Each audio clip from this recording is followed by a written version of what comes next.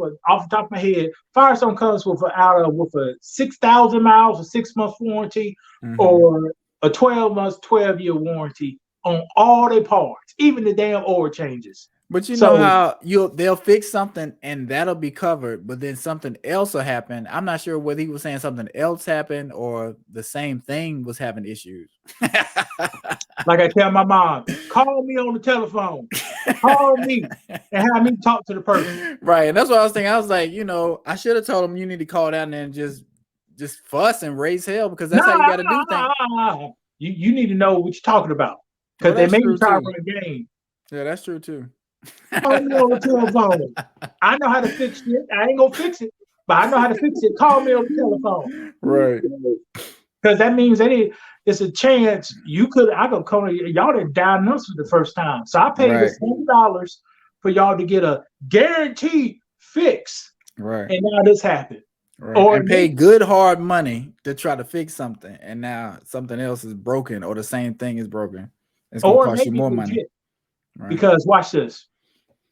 If a person alternator goes out, in my experience, 95% of the time, 2 months later, you're gonna need a new damn battery.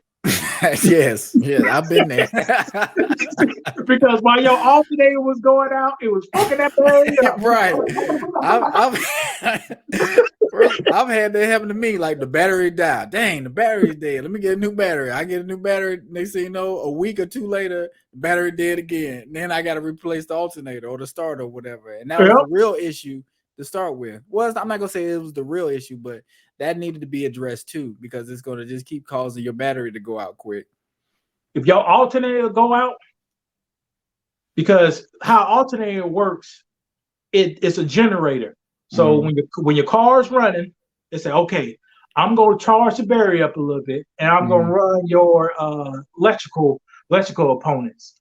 So if your alternator start to fail, your battery says, shit, we ain't getting enough. I'm going to kick it up a little bit. So your battery started to overwork. And then when your alternator finally fails because your battery went out, you change your alternator, it's going to be a dumbass man that say, we can just charge up the battery. Right. And you're good to go. You charge it up, 2 months later, that bitch will be out.